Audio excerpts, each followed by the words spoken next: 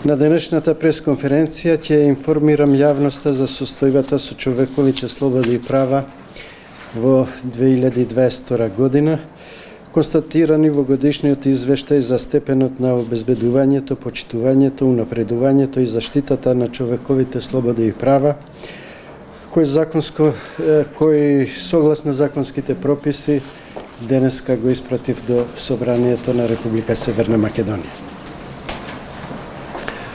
Покрај статистичките податоци, на денешната пресконференција ќе ви презентирам примери во неколку области за кои сметам дека надлежните во наредниот период треба сериозно да се ангажираат, да донесат законски измени со кои ќе се надминат проблематичните ситуации и кои ќе придонесат за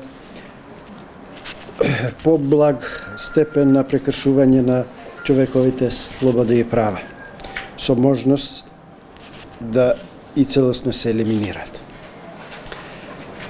Статистиката покажува дека во извештајната 2022 година Народниот правобранител постапил по 3482 предмети, од кои во тековната година се поднесени 3209, додека 273 се пренесени од претходната година.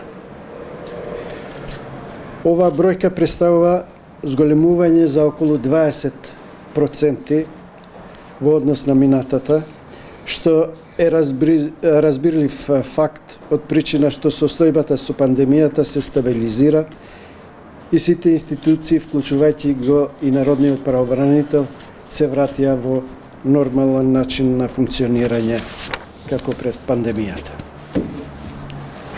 Од вкупната бројка на поднесени преставки, постапка беше покрената по 2173, додека за 737 поради ненадлежност истата не беше покрената. Во 103 представки граѓаните поставиле прашање врз основа на кој Народниот правобранител по анализирањето на правната регулатива на граѓаните писмено им одговараше со правен совет, со што ги посочуваше во остварувањето на нивните права, а додека 469 предмети се во разгледување во тековната година. Од покренатите постапки, во 683 случаи Народниот правобранител констатираше повреда на човековите права и постапуваше за остварување на истите.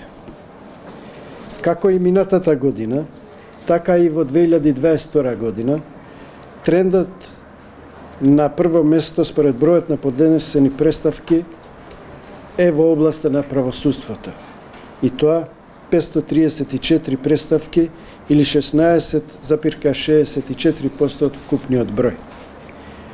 Потоа следуваат преставките во областа на потрошувачките права со 337 или над 10%, работните односи 288, детските права 252, имотноправните односи 208 и така натаму.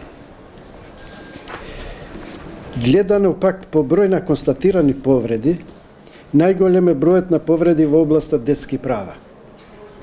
Потоа следуваат областа правосудство, граѓански состојби и други внатрешни работи, потрошувачки права и слично.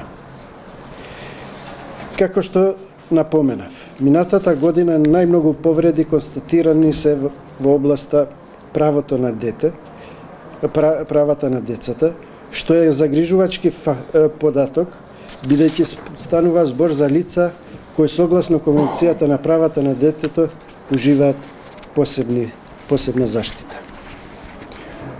Овој сегмент и преку предметното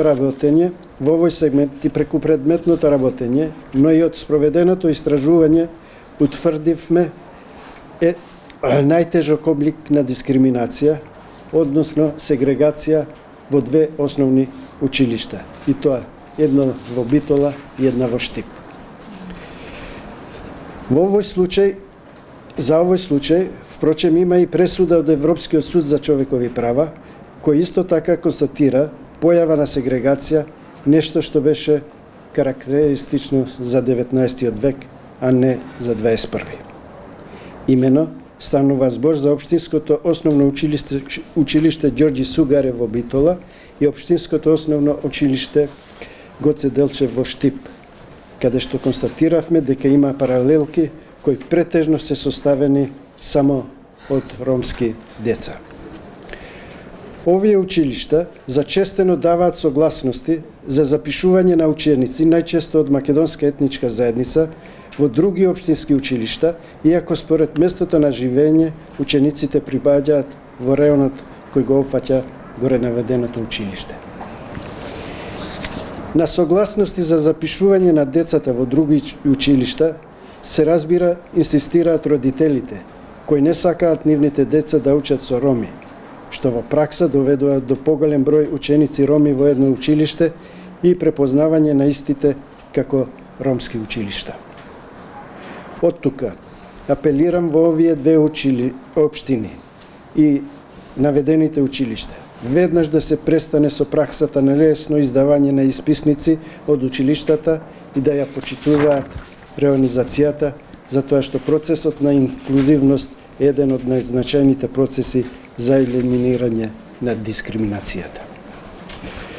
Кога зборуваме за детските права, мора да го споменам проблемот со необезбедувањето на образовни асистенти за деца со попреченост во средните училишта, кој исто така е дел од она што се нарекува инклузивно образование.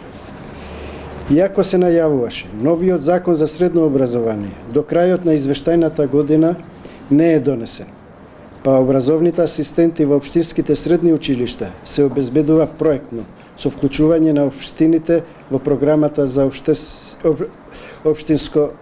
општествено корисна работа и со поддршка на UNDP, но за која не се заинтересирани голем број на општини.